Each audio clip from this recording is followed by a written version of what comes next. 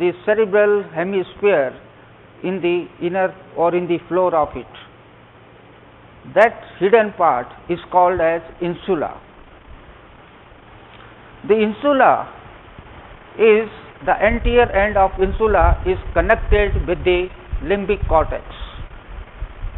Because of that, it is concerning with the emotions. And what is the fifth lobe of cerebral hemisphere?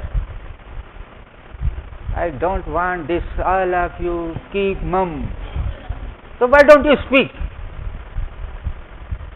If you do me wrong, I will make it correct. आप लोग तो बोलते ही नहीं हो. Don't develop the global aphasia. I will come to the what is the global aphasia and what is the stage of student during the Vygotsky time. That I will also tell you. Receptive aphasia. Now come to the motor area. Before motor area, revise this all. This is the central sulcus, precentral gyrus, anterior to the precentral gyrus. This is the part of frontal lobes showing the superior frontal gyrus, middle frontal gyrus, inferior frontal gyrus. In inferior frontal gyrus, again the Sylvian point. There is the anterior rami. This is the ascending rami. This is the posterior ramus of lateral sulcus. Then this is the posterior part, parietal lobe, where you can find just parallel to the central sulcus. This is the postcentral sulcus, and the gyri between these two is the postcentral gyrus. And in the parietal lobe, there is the intraparietal sulcus, which divides this into superior parietal lobule and inferior parietal lobule. This is the temporal lobe. In temporal lobe, two sulci, they are dividing this into superior temporal gyrus, middle temporal gyrus, inferior temporal gyrus. Look, in the inferior parietal lobule, this part, the post-central part of the posterior ramus of the lateral sulcus upturned, ऊपर उठ रही है. See the middle temporal, the superior temporal gyrus sulci, it is also raised upward. Same with the inferior middle temporal and this all. And they divide this inferior parietal lobe into the gyri surrounding the upturned part of the posterior ramus of lateral sulcus, that is the supramarginal gyrus. The part of the middle, that is superior temporal sulcus, that is not written here, and the gyri surrounding it, that is the angular gyrus, and inferior one, that is arcus temporo-occipitalis. That is not important. The important part are the supramarginal gyrus and arcus, this angular gyrus. So these are the different sulci. Now we will talk what happens that the different parts of the cerebral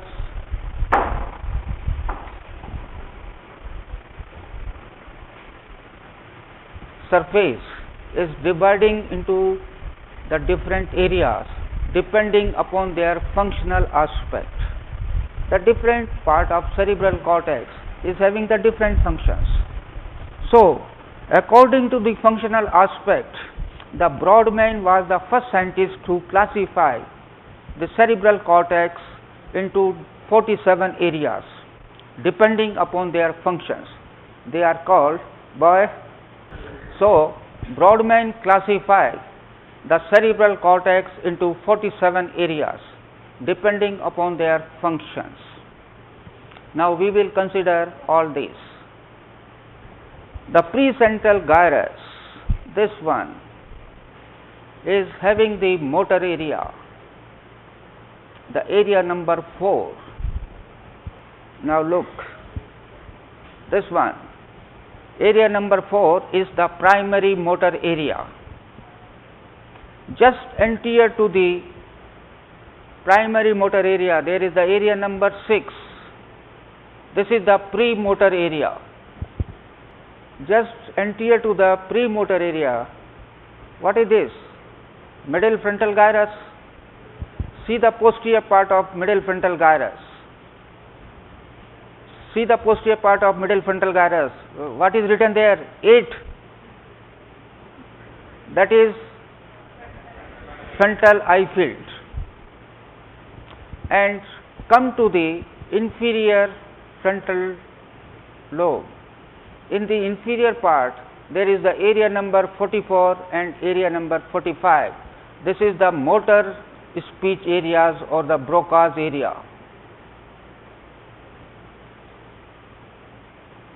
44 and 45.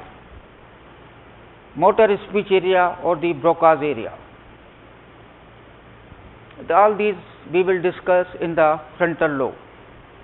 In the part of parietal lobe, just see the postcentral gyrus. In postcentral gyrus, this is the primary sensory area. The primary sensory area are 312 or 132.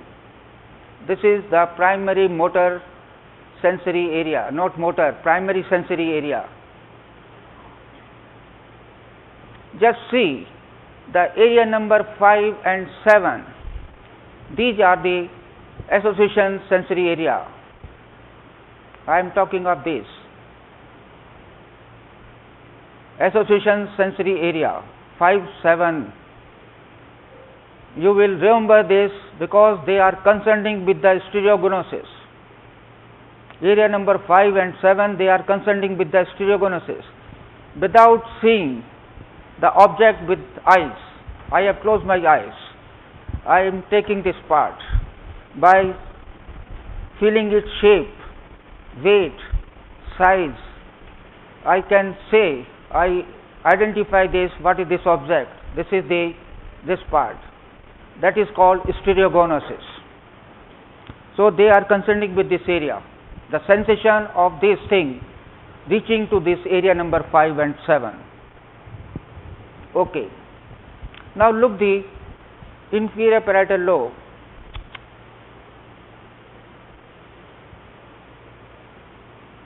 This part. What is this? Supramarginal gyrus, and this is the angular gyrus. They are area number 39 and 40. They are very important, and they will enable, there is a lesion, the person cannot write, cannot read, and all these factors develop. That I will talk. Okay. Then come to the part of temporal lobe. In temporal lobe, this superiormost part of the superior temporal gyrus, this part, this is the area number 41 and 42, primary auditory area. Primary auditory area 41 and 42. And below this, the area number 22, that is the secondary auditory area.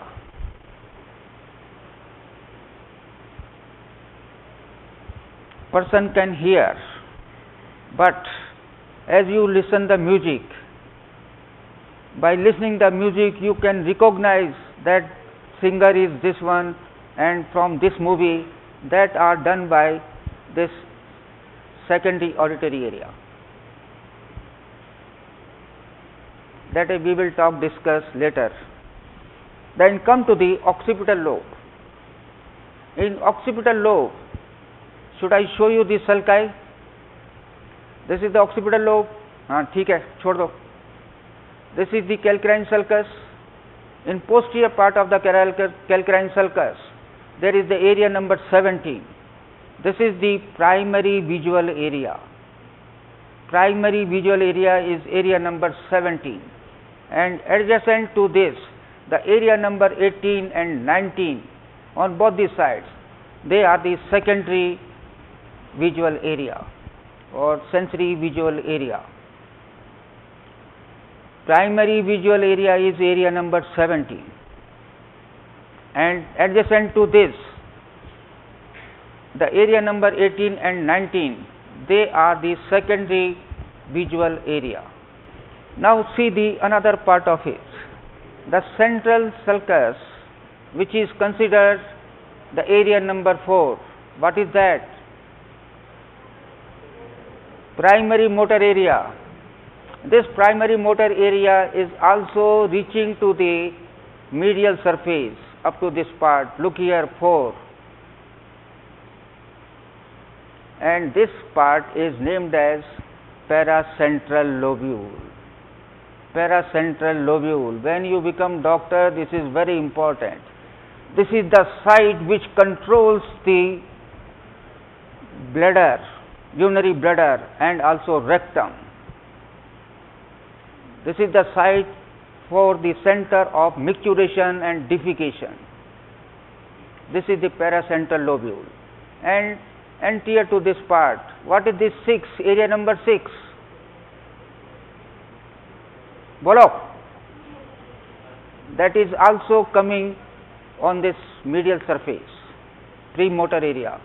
And what is the area number 3, 1, 2? Sensory area, primary sensory area.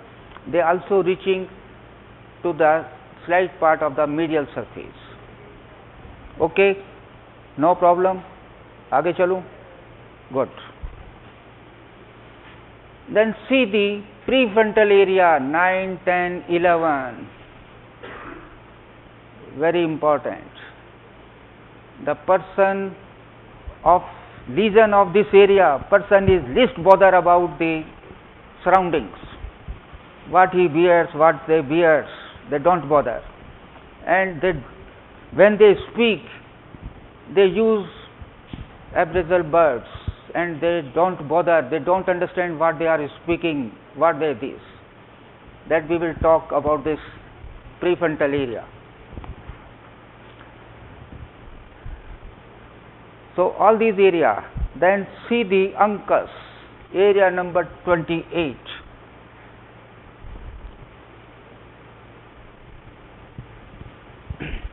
That is the primary olfactory area, sense of smell. The olfaction, the primary olfactory area is area number 28. I am not telling about area number 24 and 23. Still there is confirmation is not, so I will not talk. Okay. Now come to the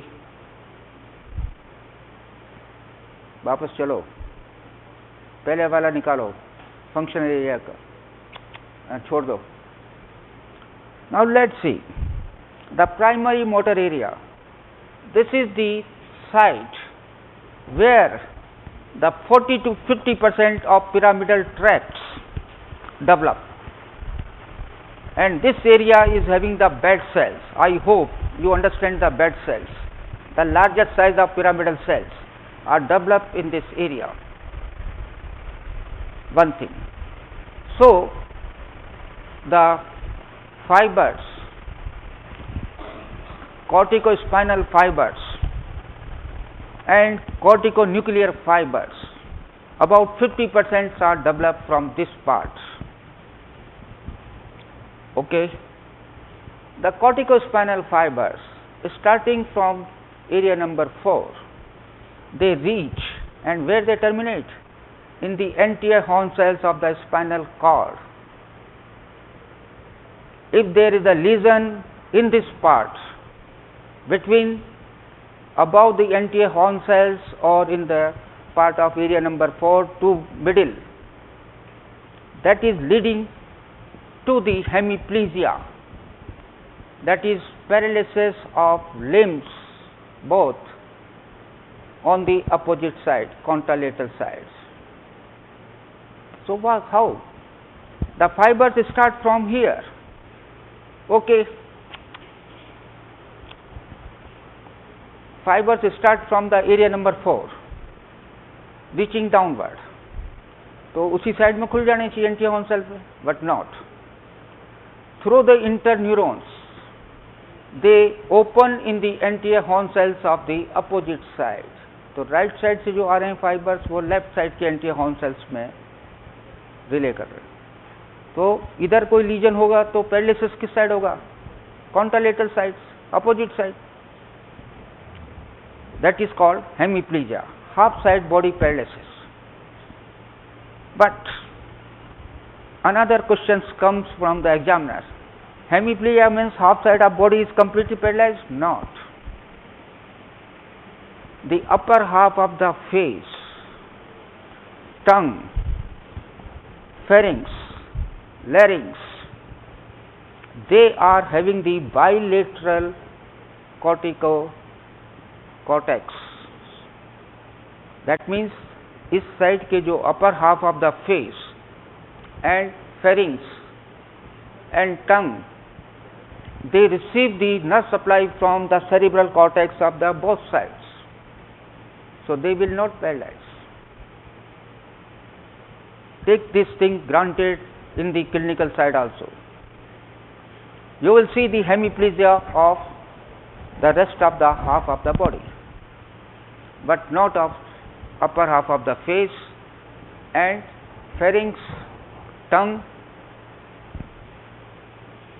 Is it clear? And this type of paralysis is called upper motor neuron palsy. Upper motor neuron palsy. If there is a lesion below the anterior horn cells to the part supplying to the muscles, that is called lower motor neuron palsy. Then the next question is come, all right, hemiplegia is there, but how you will differentiate between upper motor neuron and lower motor neuron? Now look, घर पे कोई बच्चा हो छोटा तो देखना, उसके foot को नीचे से स्क्रैच करोगे तो उसका फुट नीचे जाएगा या ऊपर आएगा. नो, फिर क्या पढ़ा आपने? स्पाइनल कॉर्ड पूरी हो गई. What is Babinski sign positive? खुद का स्क्रैच करके देखना, फुट कहाँ जाएगा? डॉर्सीफ्लेक्शन. और बच्चों का करोगे तो planter flexion.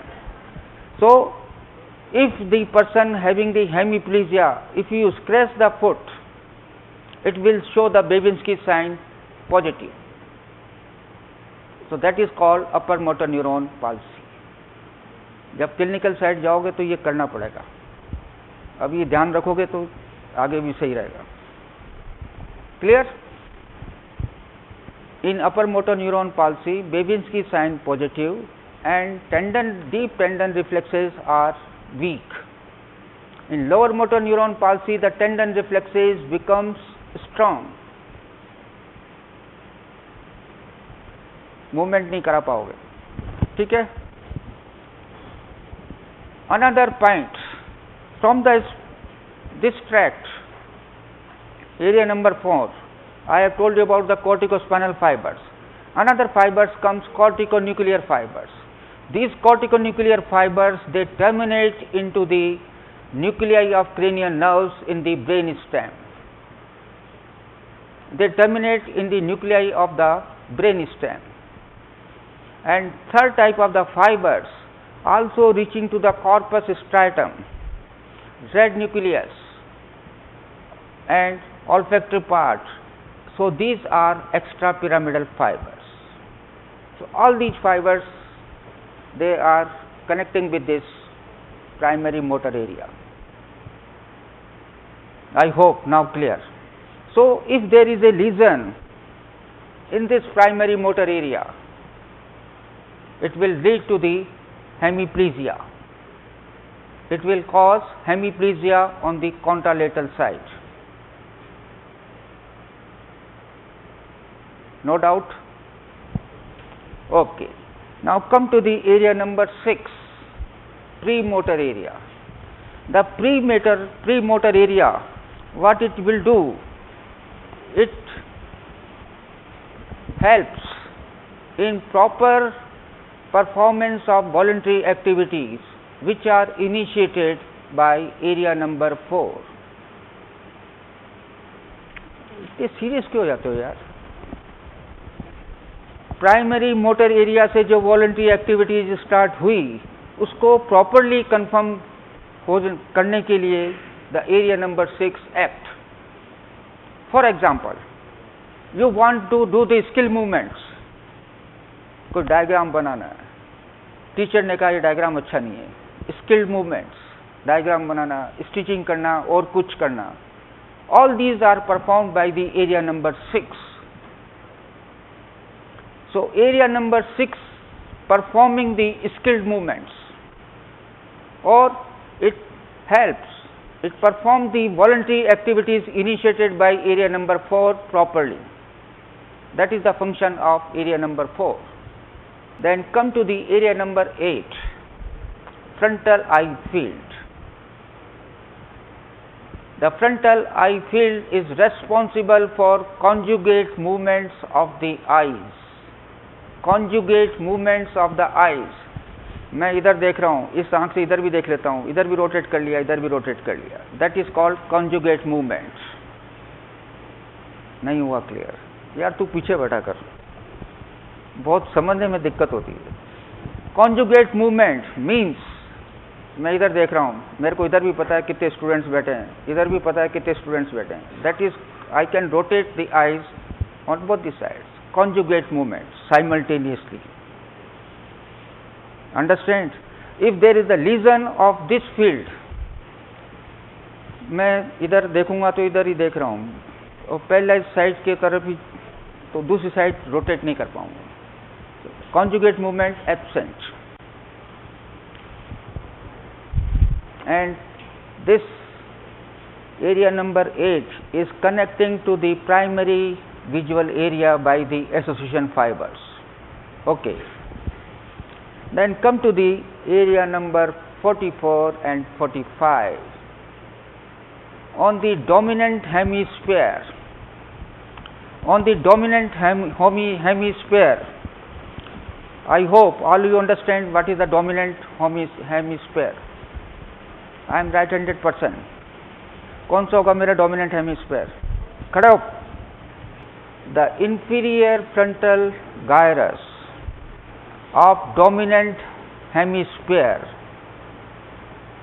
Inferior frontal gyrus of dominant hemisphere is showing the Broca's area.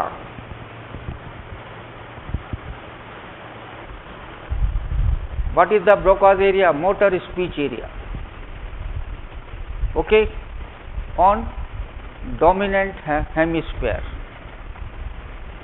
area number 44 and area number 45. The lesion of this area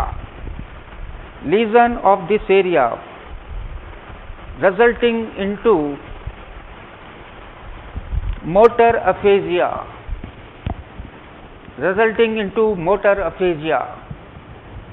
What is the motor aphasia? The person listen, understand. If you say write, they can write, but they unable to speak the proper speech. He doesn't get the proper words, what he should speak.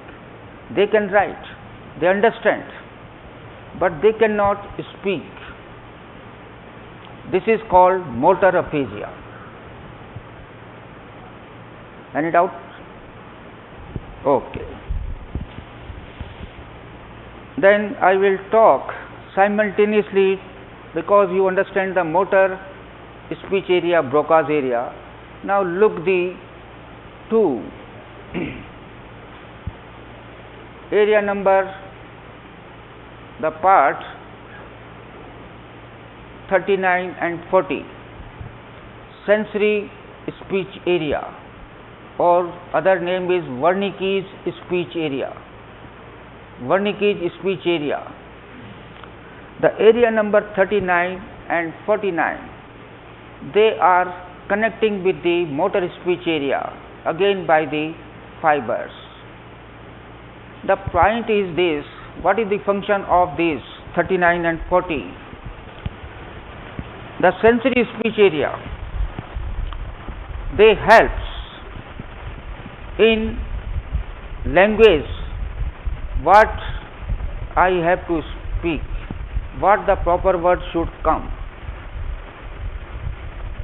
So they helps in the motor speech area, or you can say that they form the language by collecting the words and what I should speak, what the question asked, all these things, they are formed by this Wernicke's speech area. The lesion of this area is called receptive sensory area, receptive speech area, sensory speech area. And the students, medical students, by the time of VIVOC are suffering from this disease, receptive aphasia. But the examiner asks the question, I don't understand.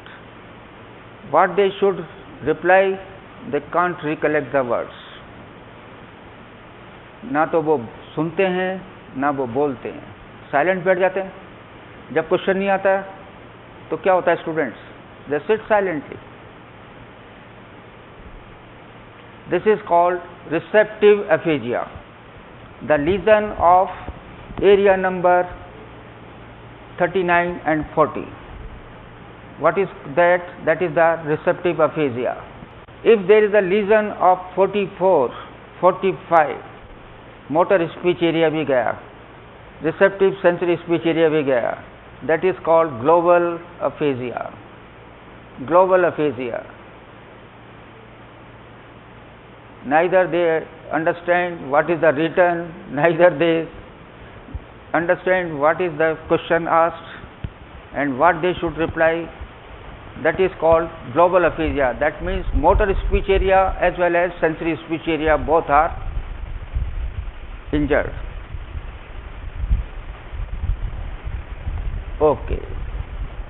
Now see the part of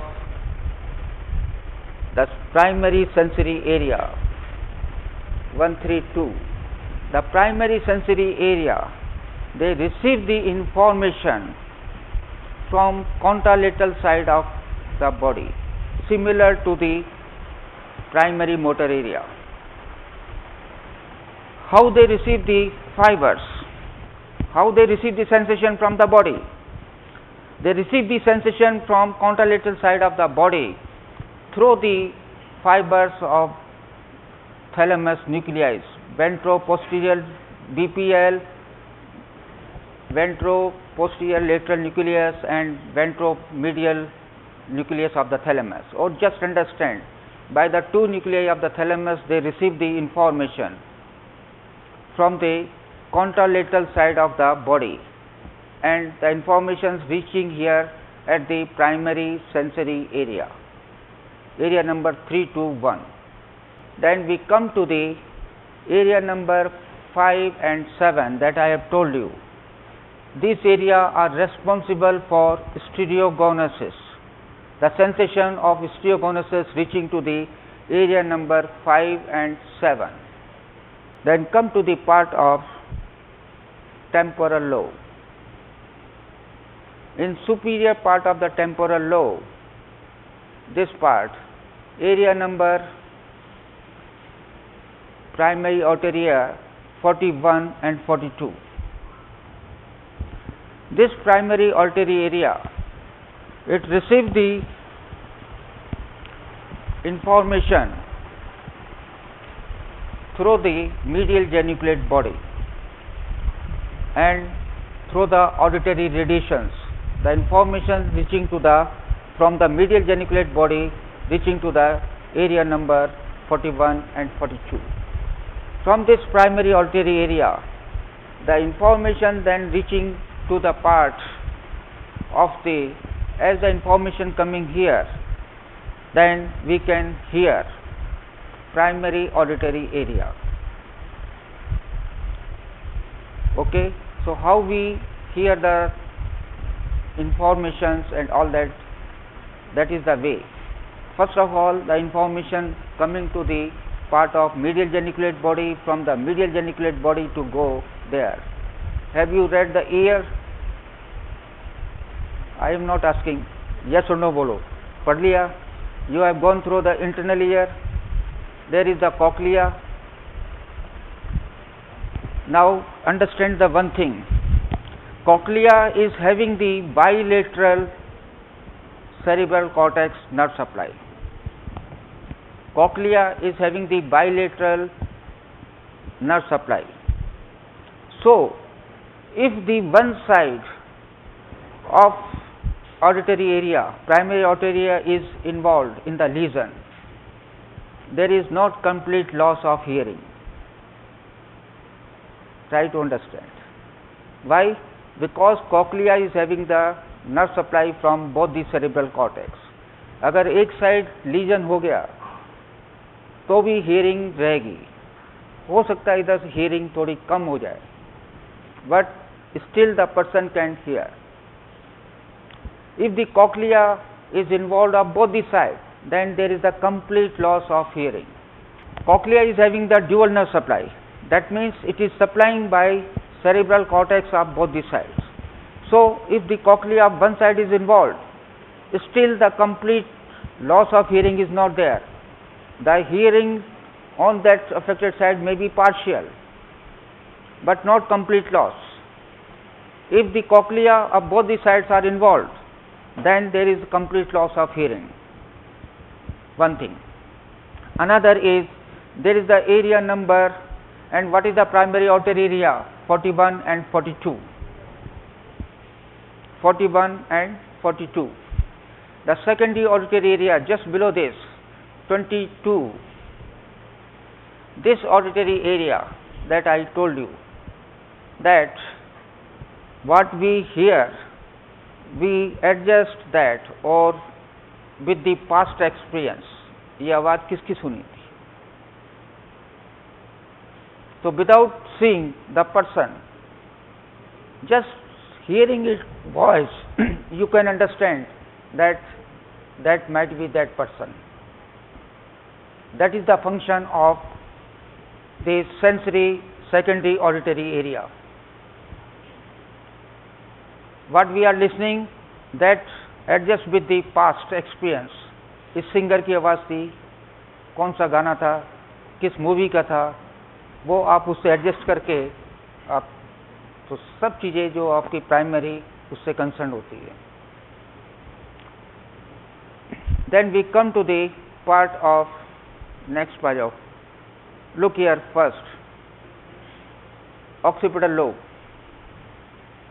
The occipital lobe is having the area number 17, primary visual area, area number 18 and 19 that are the visual association areas.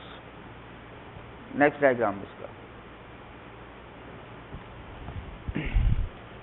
Now look this part. The area number 17 is also named as present over the post-calcarine sulcus. That means on the posterior part of the calcarine sulcus it is more prominent. And this area is primary visual area. It is receiving the information through the lateral geniculate body. Auditory area receiving the information through the medial geniculate body, and visual sensations are reaching through the lateral geniculate body. From the lateral geniculate body, the fibers coming to this area number 17. One thing, but it is not satisfied. Now what happens? That the area of this side, left side, it is receiving the visual sensation from temporal half of this side, retina, temporal half of the retina of this side, and nasal half of the opposite side. Listen again. The visual sensation from lateral half, temporal half of the affected side, same side, temporal half of the retina, and nasal half of the opposite side, they are reaching to the primary visual area 17 of one side of cerebral hemisphere, just similar to the other side of the cerebral hemisphere, that is responsible for binocular vision. If there is a lesion of area number 17, the person will lose the vision, peripheral side of the vision.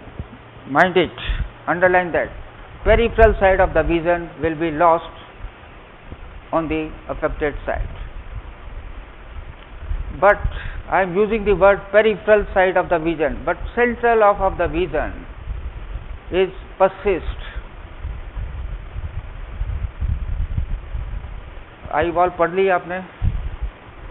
अरे बोलो yes no, no, okay, चलो कहीं तो आपको मिल गई शांति. In the retina, that is the innermost layer of the eye wall, the central part of the retina that is responsible for acuity of the vision, perfect vision, is the central part of retina, and that is called macula. That is called macula. The central part of the vision, retina, which is called macula, is spare. Only the peripheral part of the lesion will affected if there is a lesion or the nerve supply of the eye wall is suffered.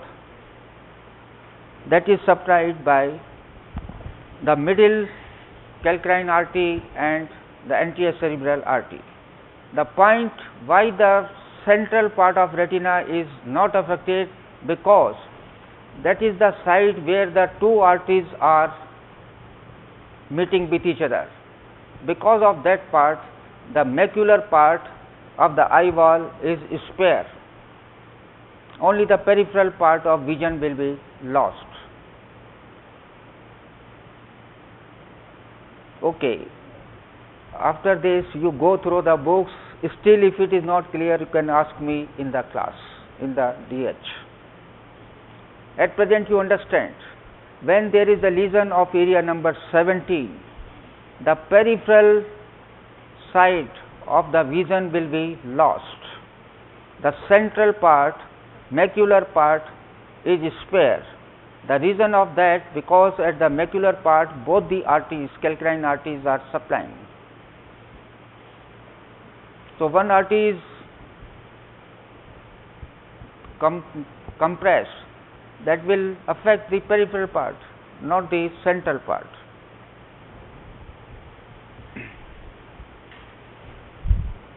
Now come to the area number 28, that is responsible for olfactive area, primary olfactive area.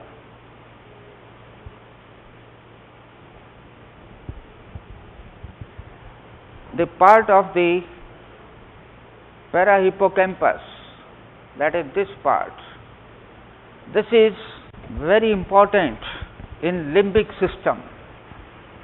It is having the connection with the limbic system. So this part is very important, that we will tell you in the limbic system. Now look this part. What is this? Fornix. It is a projection fiber that I will tell you about in next class. This is the anterior commissures. Starting from anterior commissure, this is the lamina terminalis, which is reaching to the optic chiasma. This is hypophysis cerebri. And just anterior to the lamina terminalis, the gyri present is paraterminal gyrus, and anterior most to the paraterminal gyrus there is the para-olfactive part, and these gyri, some people are saying that paraterminal gyrus they stop the motor functions, but I don't believe. Because of that I am not telling you. And they say that cingulate gyrus, you understand the cingulate gyrus? The gyri present between the superior surface of the corpus callosum and cingulate sulcus, that is called cingulate gyrus, and they initiate, but still the work is going on, so don't talk about that. The taste sensations, they are present on the medial part. Just I told you here, what is there? One is the uncus, and just about this area there is present the taste sensation, area number 23, and below that there is the part of the olfactive area. So you remember these sulci and area, that is sufficient, not more than that. Look this inferior surface, because the brain has taken out, I had told yesterday the two tables. The remaining you ask the teacher, otherwise I will come and tell you all the sulci and area. On the inferior surface, this is the orbital part. We divide this inferior surface into two parts. Look here, what is this? Stem of lateral sulcus. So stem of lateral sulcus divide this inferior surface into two parts. The anterior is orbital part. The posterior, this whole is the tentorial part. On its medial side, what is this? Midbrain. We take out the brain by taking the transverse section through the midbrain. So this is the midbrain.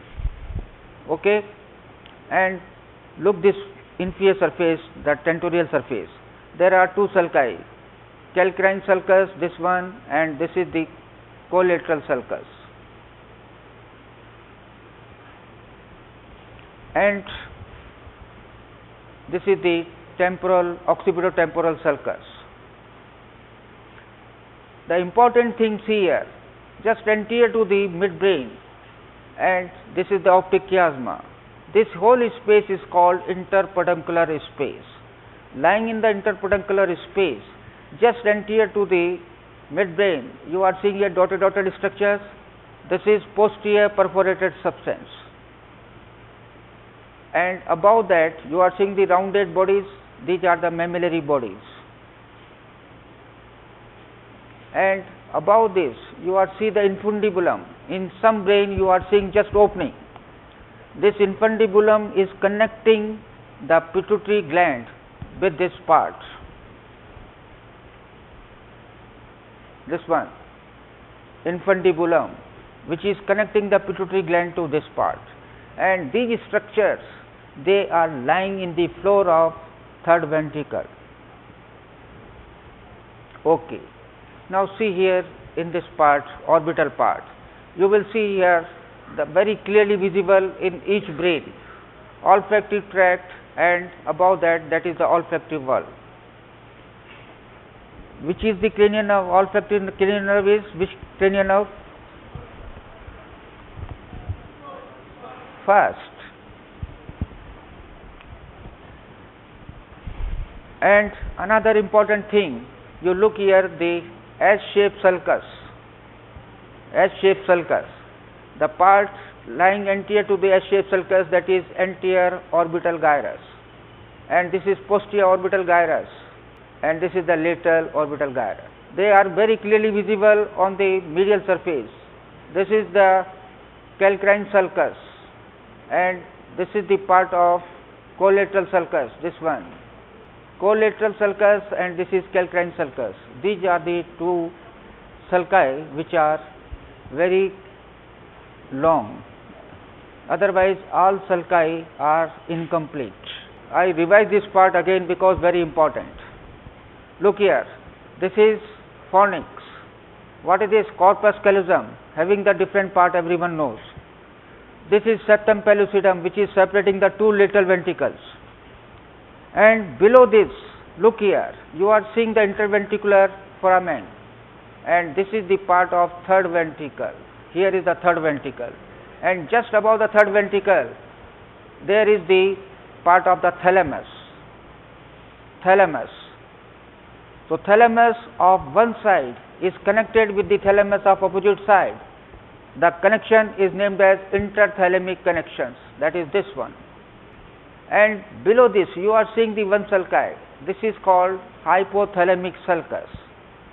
Above this part, this is the third ventricle, and below the hypothalamic sulcus, this is the hypothalamus. As we come down, this is the hypophysis cerebri. What is the other name of hypophysis cerebri? And this pituitary gland is connecting with the third ventricle, जो मैंने आपसे कहा था, through the infundibulum that I have shown you in the previous diagram. Understand? And above this, there is the optic chiasma, which you have seen in the interpeduncular fossa. Now look this. What is this? Optic chiasma. This is interpeduncular fossa, having the mammillary bodies and posterior perforated substance. What is this? olfactory tract, and olfactory tract is dividing here as it comes down into medial part and lateral part. Between these two there is again the substance